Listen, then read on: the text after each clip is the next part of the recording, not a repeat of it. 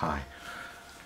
We're just going to talk a little bit about being responsible for what we create, and also perhaps touch on fear as something that we also create. Fear is something which we may not understand is a beneficial teacher. It is teaching us something. What was your question, Emily? You was asking a question before we did this recording. Yeah, I was asking how do we really get to understand that we are responsible for creating everything in our lives? So we know it at an intellectual level. We can say, "Oh yeah, I know I'm responsible for my life," but actually, we don't really get it a lot of the time. We still blame outside experiences for having the effect on us. We just don't get that we are totally the creator. So every experience that we're having, that we're creating, is actually an experience that we need to have, rather than something that is just happening and that we're not in control of. Yeah. So do you feel that we are actually in control of what we're creating, or we're not taking that responsibility? It's a difficult subject, this one. It is, but I think it's really quite important to really now understand it and start to try and master this and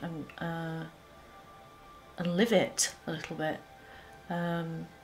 because we're moving now into this era of moving away from the victim, living as the light divine, living as a soul, and so we're kind of birthing into this new age. And I think it's all about this focusing on the external and blaming the external, right, when we're creating it.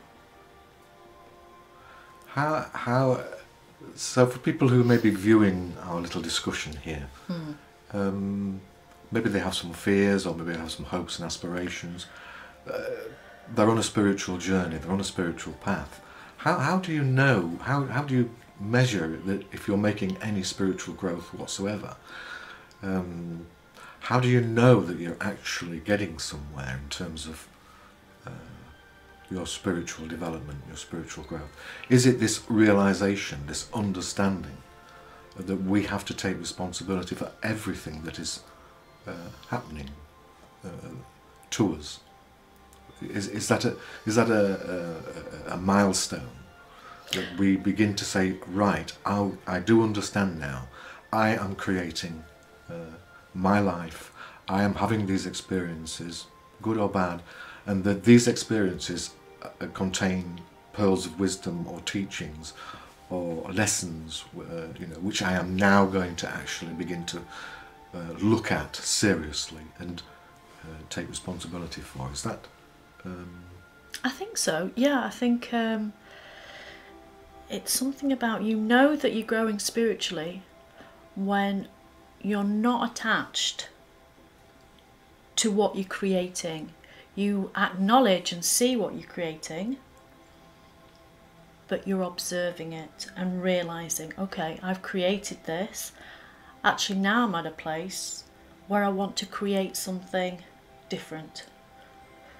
So you don't need to. Yes. You don't need to talk about it. When you're in victim, you're kind of wanting to make yourself right. You're wanting people on your side. You're wanting people to understand. Sympathy, get poor me. Yes, all of that. But when you've really transmuted that, you become very, very aware that every single thing in your life you are creating. And so you observe it. You don't need to be telling everybody. Right. You own it and you take responsibility for it, and you think, okay, actually now I'm ready to move out of drama. Yeah. And ready to begin to create more joy, more peace.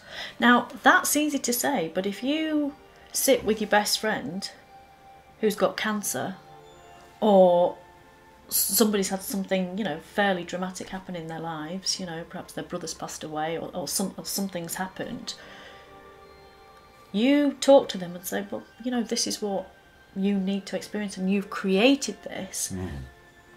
I don't think that would go down very well, would it? No, not really.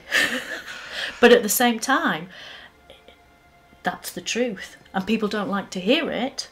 They don't want to hear it. Because they don't want to take responsibility for what they're creating. Yeah, because they don't want to take responsibility for what they're creating. So one of the important steps that we must make in terms of our spiritual growth then is to be accountable. To be accountable, yeah. Right, okay. Yeah. What about, there are things that come up though, we are all afraid of various things. Fear of losing our job, fear of not having enough money, fear of relationships, being cheated in relationships or being unhappy in relationships. There are all kinds of things that are still there. And if we have to take responsibility for those fears, that means that we have to begin to address our own fears or our own things that are within us which we don't really want to look at. Is that something that we've got to begin to do then? I think so, and I think people will, you know, we'll do whatever we can to avoid that. You know, we'll go down any route possible to avoid, you know, looking at that stuff that is really painful. And when you really look at it, as you know, we've talked about it before, that every single fear, it comes down to this fear of death, and actually at some point not existing, because what is death? That's a fear that at some point I don't exist. Right, and so this fear of not existing, this fear of dying, is really the only real fear. Everything else that we think is an actual fear is ultimately boils down to the fact that if we don't exist, then we wouldn't have any fears, and we're afraid of not existing. That's really what it comes down to. From Gosh, that's my understanding. So we have this fear of not existing.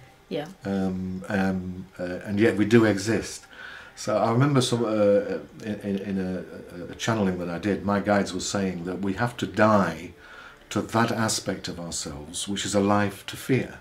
So if we can find an aspect of ourselves which is alive to fear, and make peace with that, make harmony with that, then what remains is a peaceful state, still alive, still conscious, still aware, but the fear of death or the fear of not existing is meaningless, because the soul aspect of who we are, the eternal aspect of who we are, comes forwards, and we understand that we are these eternal spiritual beings, and ultimately there's nothing to worry about, nothing to be afraid of, apart from the dream of what we're creating, thinking that this reality, this life that we live, is something that as soon as we take responsibility for it, as soon as we become accountable for what we create, we can begin to move further and further towards this state of non-attachment and inner peace.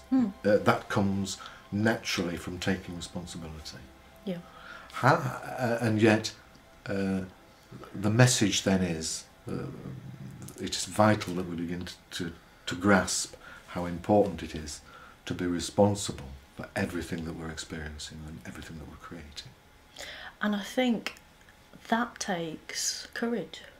Enormous courage. It takes real courage, and we're all, you know, and you can't beat yourself up about it, because we're all at different stages of what we need to experience. So I think you get courage from going within, and this is, you know, a big part of, you know, the work that you do in helping people to understand that taking responsibility, putting yourself out there, getting off the fence takes enormous courage, and it's that courage that comes from within us, that seat of the soul, you know. And we've talked about it, and we, you know, anybody that we see as truly great are the people that can stand in that energy of courage without the fear that at some point they're not going to exist. I think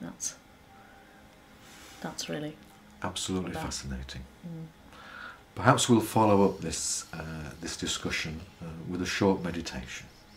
But for now, thank you very much, Emily. Bye-bye for now.